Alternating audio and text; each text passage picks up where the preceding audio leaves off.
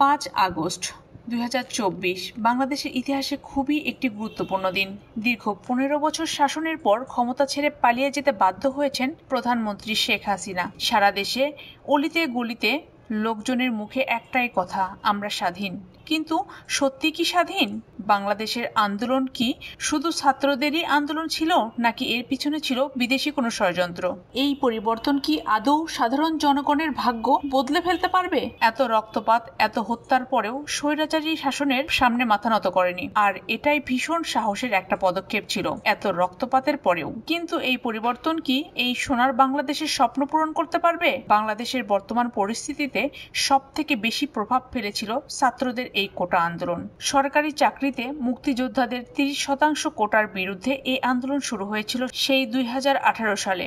সেই সময় হাসিনা সরকার আন্দোলনের চাপে পড়ে শুধুমাত্র মুক্তিযোদ্ধা নয়, সব কোটা বাতিল করে দিয়েছিলেন। তখন সবকিছু ঠিকঠাকই ছিল। এরপর 5 জুন 2024 সেই কোটা আবার ফিরিয়ে আনে। এরপর টানা 2 মাস ধরে চলছে ছাত্রদের বিক্ষোভ। বিক্ষোভের মোটিভ কিন্তু শুরুতে সিম্পল ছিল, মুক্তিযোদ্ধাদের কোটা বাতিল করে দিতে হবে। মুক্তিযোদ্ধার কোটায় কিন্তু মুক্তিযোদ্ধারা না, চাকরি করছেন তাদের নাতি নাতনিরা। আর তারপরে আসে শেখ হাসিনার সেই বিতর্কিত মন্তব্য।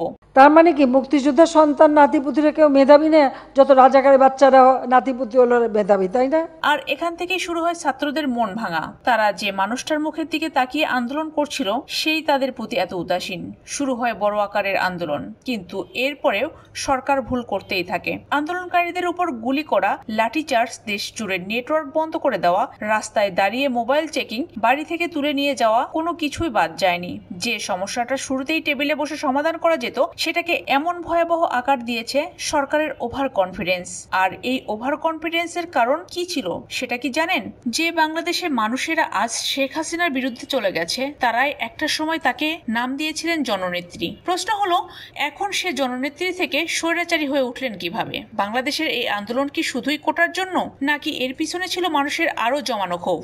সেটি নিয়ে একটু আলোচনা করি। 1947 সালে জন্ম হয় শেখ হাসিনার। 1971 সালে তার পিতা শেখ মুজিবুর রহমান মুক্তিযোদ্ধা ও ভারতের সহযোগিতায় পাকিস্তানিদের হাত থেকে বাংলাদেশকে স্বাধীন করেন। 1975 সালে সম্পূর্ণ পরিবার সহ শেখ মুজিবুর রহমানকে হত্যা করা হয়। এই সময় বঙ্গবন্ধুর 2 মেয়ে শেখ হাসিনা ও শেখ রেহেনা জার্মানিতে ছিলেন, যার কারণে তারা বেঁচে যান। পরবর্তীকালে 1981 সালে শেখ হাসিনা ও শেখ রেহেনা দেশে ফেরেন, যুক্ত হন রাজনীতিতে। বঙ্গবন্ধুর দল আওয়ামী লীগকে তিনি নতুন করে শক্তিশালী করে তোলেন। সে সময় বাংলাদেশি মিলিটারি জেনারেল এরশাদের শাসনামল ছিল। মিলিটারি শাসন বন্ধ করতে আর গণতন্ত্রকে ফিরিয়ে আনতে সে সময় শেখ হাসিনা রাজপথে আন্দোলন শুরু করেছিলেন।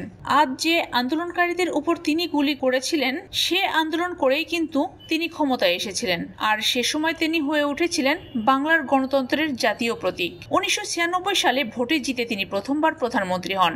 এই সময় 2টি কারণে শেখ হাসিনা বাংলাদেশের জনগণের মনে জায়গা করে নিয়েছিলেন। একটা হলো ভারতের সঙ্গে গঙ্গা জল নিয়ে চুক্তি করেছিলেন, আর দ্বিতীয়টি হলো চট্টগ্রামের পাহাড়ি এলাকায় শান্তি চুক্তি করেছিলেন। কিন্তু তার প্রথম টার্মে প্রচুর পরিমাণ দুর্নীতি হয়, আর সেই দুর্নীতির সাথে তিনি নিজেও জড়িয়ে পড়েছিলেন। এর ফলে 2001 সালে ভোটে আবার হেরে যান। এছাড়া বেশ কয়েকবার তাকে জেলেও যেতে হয়েছিল।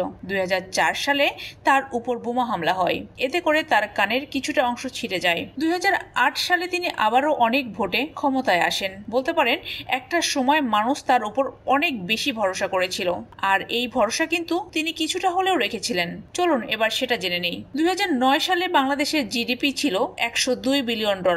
সেটা 2022 সালে গিয়ে দাঁড়ায় $460 বিলিয়ন। এমনকি পাকিস্তানি রুপির কাছেও বাংলাদেশের টাকার মান বেড়ে যায়। সাথে দেশ জুড়ে গার্মেন্টসের ব্যবসা বাংলাদেশকে অর্থনৈতিকভাবে চাঙ্গা করে। বাংলাদেশ একটা সময় খুব গরিব একটা দেশ হিসেবে পরিচিত ছিল, কিন্তু বিশ্ব ব্যাংকের রেকর্ড অনুযায়ী গত 20 বছরে বাংলাদেশে প্রায় 2.5 কোটি মানুষ দারিদ্র্য সীমার মধ্য থেকে বেরিয়ে এসেছে। দেশে তৈরি হয়েছে পদ্মা সেতু, মেট্রো রেল, কিন্তু সেই সাথে পাল্লা দিয়ে বেড়েছে দুর্নীতিও। শেখ হাসিনার কাছের মানুষেরা সরকারের বড় বড় পদ খুব সহজেই পেয়ে যেতেন। একটা খবর নিশ্চয় আপনাদের মনে আছে, এই বছরের ঈদে সরকারি চাকরি করার একজন ব্যক্তির ছেলে 15 লক্ষ টাকা দিয়ে একটি খাসি কিনতে গিয়েছিলেন, আর তারপরেই জানা যায় ওই সামান্য সরকারি চাকরি করা ওই লোকের কাছে ছিল কোটি কোটি টাকা। এটা মাত্র একজনের কথা বললাম। বাংলাদেশের শেখ হাসিনা হাসিনা সরকারের সময় একটি সরকারি চাকরি পাওয়া ছিল ঘুষ নেওয়ার লাইসেন্স পাওয়ার মতো। এই মুহূর্তে সম্পূর্ণ বাংলাদেশ জুড়ে এটাকে ছাত্র আন্দোলন হিসেবে ধরা হচ্ছে, কিন্তু আন্তর্জাতিক মিডিয়ায় বলা হচ্ছে যত তাড়াতাড়ি বাংলাদেশের সরকার ভেঙে গেছে, হতে পারে এর পিছনে কোনো বিদেশি শক্তির ষড়যন্ত্র ছিল, আর সেটা হলো সব থেকে বড় চিন্তার কারণ। আর যদি সত্যি এর পিছনে কোনো বিদেশি শক্তি থাকে, আর সেটা বাংলাদেশের জন্য আরো একটি কালো অধ্যায়ের সূচনা, সেটি বিদেশি শক্তি আমেরিকা। তবে কিন্তু এখনো প্রমাণ হয়নি এই সব কিছুর পিছনে আমেরিকা আছে, শুধুমাত্র কিছু ঘটনা থেকে এটা অনুমান করা হচ্ছে। প্রথমত, আমেরিকা কখনো শেখ হাসিনা সরকারের পক্ষে ছিল না, তার শাসন ব্যবস্থার উপরে বারবার তারা আঙ্গুল তুলেছে। 2021 সালে বাংলাদেশের র্যাবের উপর তারা নিষেধাজ্ঞা জারি করেছিল। এছাড়া 2024 সালে ভোটের আগে আমেরিকার প্রতিনিধি দল বিএনপি নেতাদের সাথে দেখা করে। এরপর আমেরিকা বাংলাদেশের সেন্ট মার্টিন দ্বীপে একটি সামরিক ঘাঁটি বানাতে চেয়েছিল, যেটা নাকচ করে দেয় শেখ হাসিনা। উল্টো রাশিয়ার হেল্প নিয়ে বাংলাদেশে পারমাণবিক বিদ্যুৎ কেন্দ্র বানানো হচ্ছে। এমনকি শেখ হাসিনা চীনের কাছে আর্থিক সাহায্য নিতে গিয়েছিলেন, এটা কিন্তু আমেরিকা ভালো চোখে দেখেনি। আর এরপর শেখ হাসিনা এক প্রেস মিটিং এ বলেছেন একটা বড় শক্তিশালী দেশ চায় না তিনি ক্ষমতায় থাকুন। তারপরেই হাইকোর্ট থেকে আসে একটি বিতর্কিত রায়, সেই রায় নিয়েই হয় আন্দোলনের এক চূড়ান্ত পর্যায়ে শেখ হাসিনা দেশ ছেড়ে চলে যায়। আমেরিকা কিন্তু এর আগেও অনেক দেশ এরকম করেছে, নেবানল, ইরাক, নিকরাহুয়া, আর এসব না হয় বাদই দিলাম, পাকিস্তানের কথা চিন্তা করে দেখুন। আমেরিকার বিরুদ্ধে কথা বলায় ইমরান খানের কি হয়েছে? তার দলের অস্তিত্ব আর নেই, ইমরান খান জেল খাটছেন।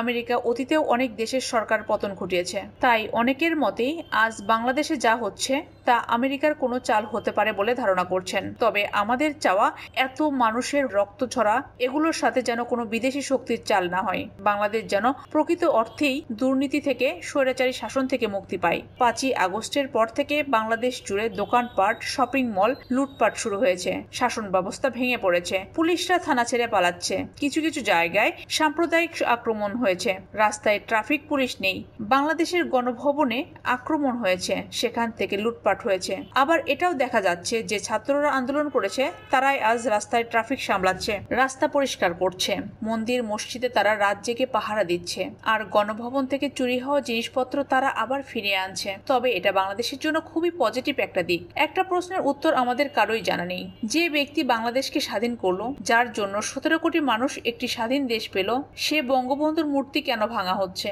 শেখ হাসিনা অন্যায় করেছে এটা না হয় বুঝলাম, কিন্তু বঙ্গবন্ধু তার কি অপরাধ? অর্থাৎ যত তাড়াতাড়ি সম্ভব বাংলাদেশকে একটি আইনি ব্যবস্থায় আনতে হবে, যত তাড়াতাড়ি সম্ভব দেশের মোড় ঘোরাতে হবে। আর 5ই আগস্ট এর আগে এবং পরে এখনো যারা হত্যালীলায় চালিয়ে যাচ্ছে, তারা যে পার্টিরই হোক না কেন, তাদের উপযুক্ত শাস্তি অবশ্যই দিতে হবে। আর আশা করছি বাংলাদেশের আগের তুলনায় অর্থনীতি আরো গ্রো করবে। তবে তার ইঙ্গিত ইতিমধ্যে পাওয়া গেছে। শেখ হাসিনা দেশ ছাড়ার পর 6 আগস্ট ঢাকা স্টক এক্সচেঞ্জ গত 3 বছরের মধ্যে সব থেকে বেশি গ্রোথ হয়েছে 197 পয়েন্টে।